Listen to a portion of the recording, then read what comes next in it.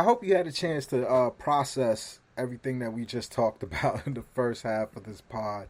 The front office, uh, once again, talking Nets, and what are we going to do in this offseason with this passionate cabal of Nets fans.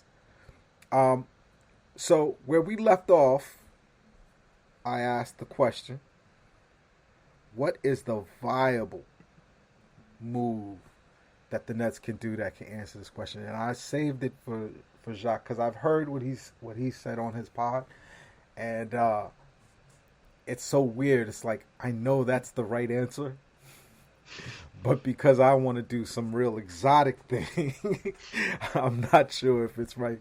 Jacques, please tell us what you do.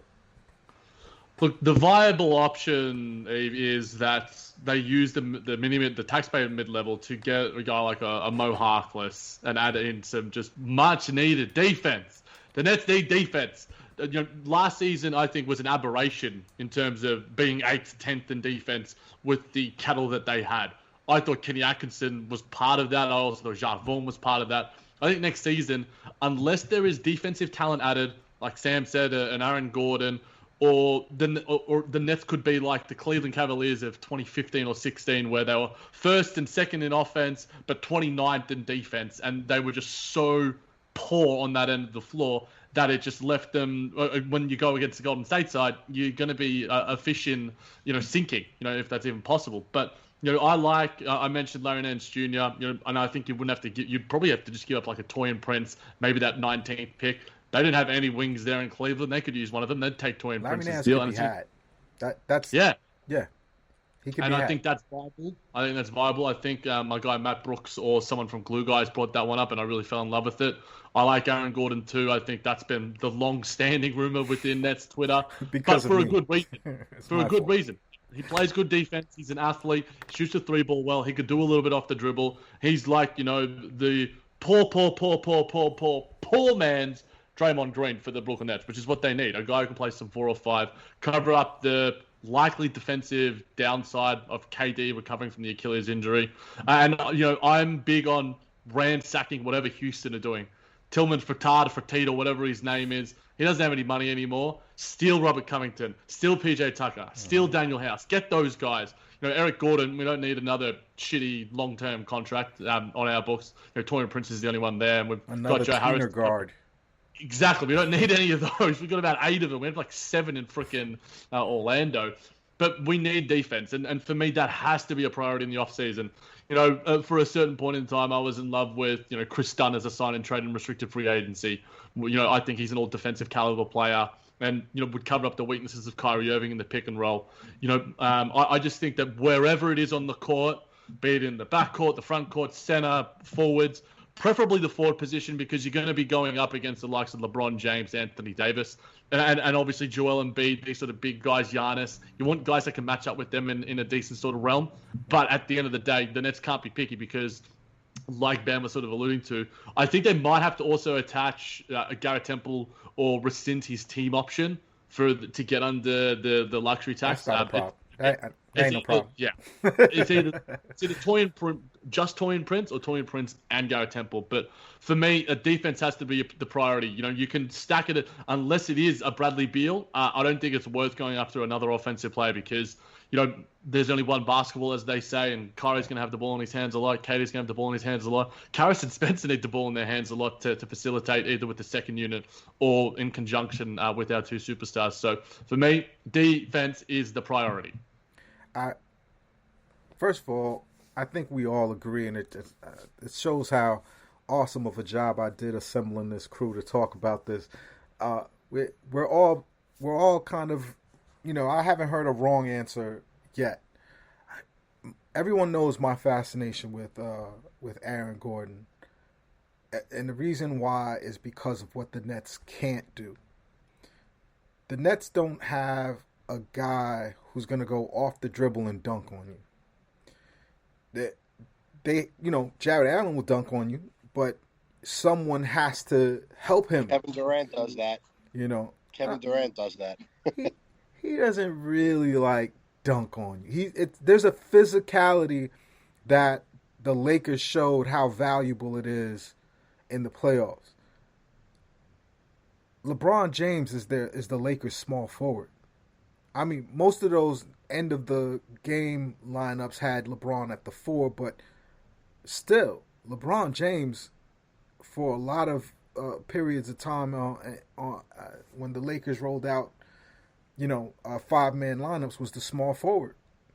And if LeBron James types are going to be the small forward in this league, and it's not rare, you need an athletic, I want to be the best defender. That was something that struck me with Aaron Gordon, was that he wanted to be all NBA defense.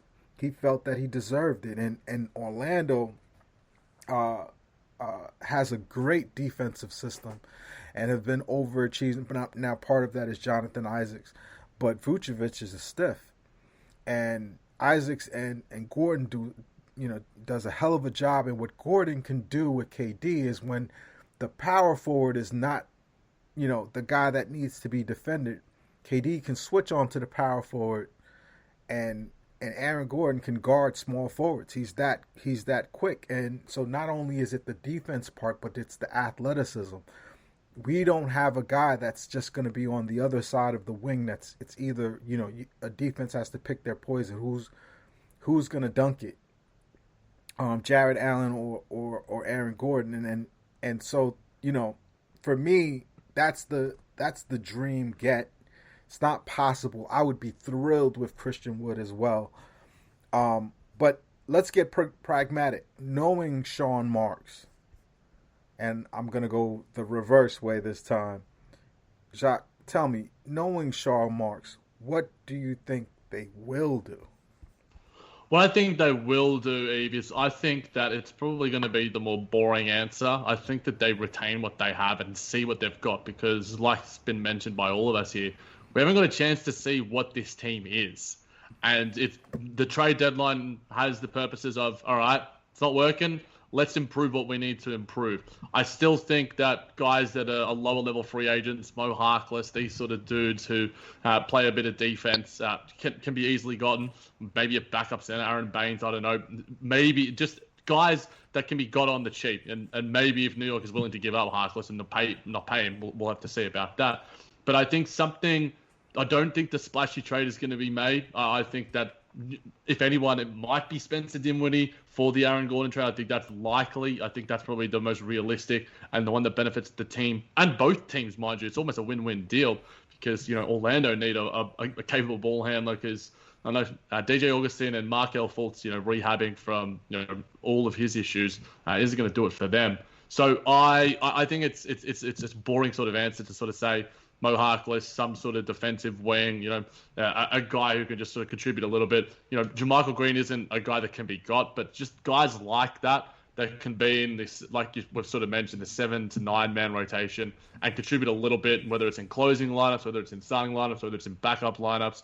Just defense, man. I can't harp on it enough how much I want, and I really hope. And Sean Marks is an incredibly intelligent and savvy GM, but they need to be clever about it. Whether it's again the draft, like we've sort of mentioned, there's a lot of guys that have defensive talent in the draft, and maybe they decide to go offense, but it's rare that rookies like Matisse Thybulle come around every sort of year. The rookies generally don't do defense that well. The adjustment to the pace and the space of the NBA is a big step up. But maybe we get a Matisse Thybulle because Daryl Morey doesn't normally like having rookies around, and neither does Doc Rivers. I can't remember the last time Landry Shamet was playing meaningful minutes for the Clippers last season. So I think that there's some smart things around the wings from the other 30 teams, and that the purse strings are getting a little bit tighter for some of the owners, even those billionaires, those 100 millionaires.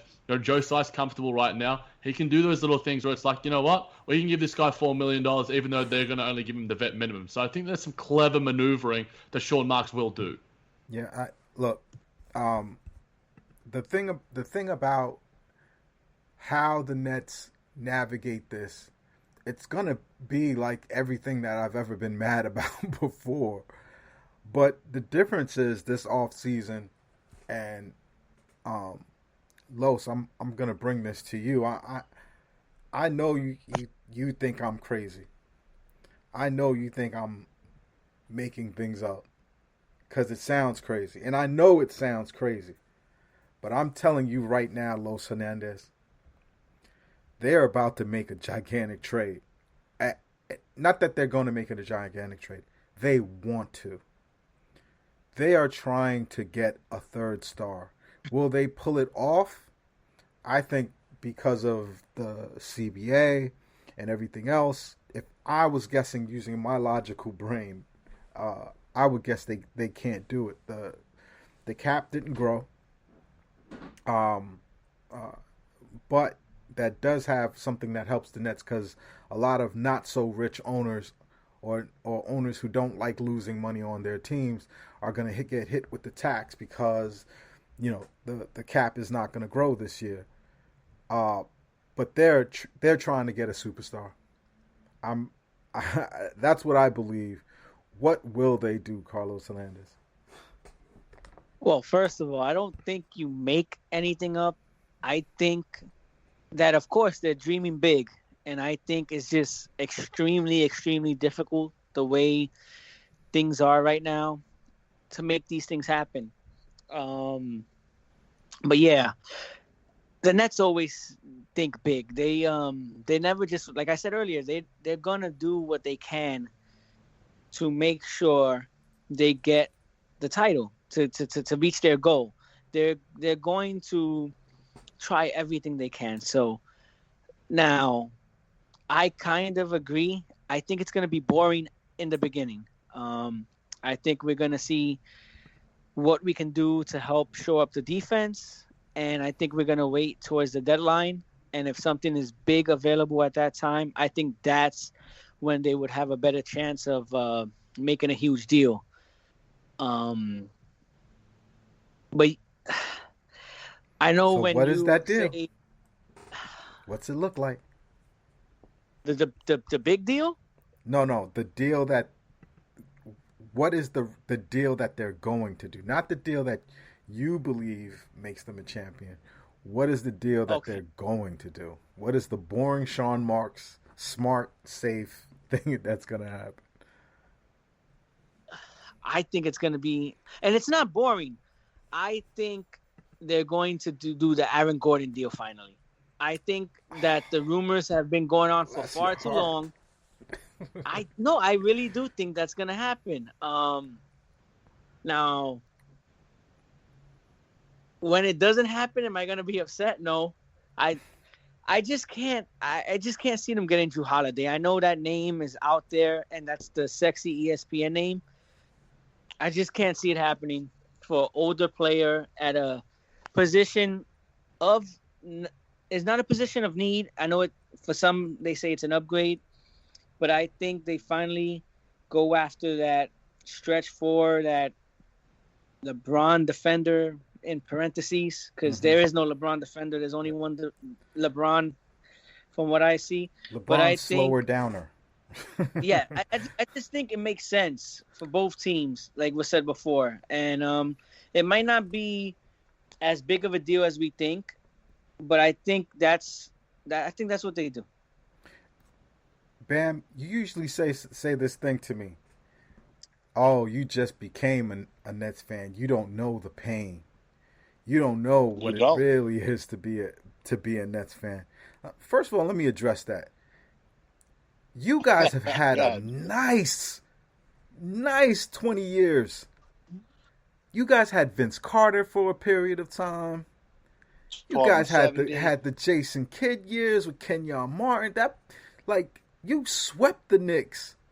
Do you know what pain is being a New York Knicks fan? Do you see the sadness in their tweets? It's different, man, because as a Nets fan, you do it in solitude. It's like solitary confinement. Both you're in general population as a Knicks fan. As a Nets fan, it's solitary confinement, your misery. So you feel like, because it's like we're already the it's like being the underdog that never wins, right? Pre-Twitter, I had no net community besides my family. So like with the Nets, when